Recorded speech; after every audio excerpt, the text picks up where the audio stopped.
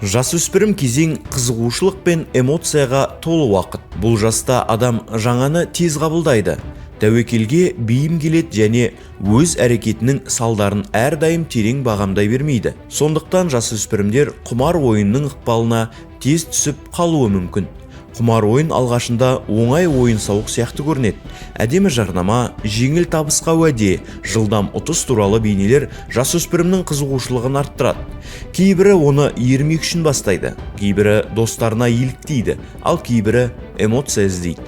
Бірақ уақыт өте келе бұл әрекет әдетке, кейін тәуелділікке айналуы мүмкін. Жасөспірімдер көбіне тәуелділіктің шынайы деңгейін түсіне бермейді.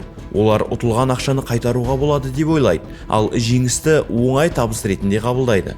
Осындай қате түсінік адамды қайта-қайта ойынға оралуға итермелейді.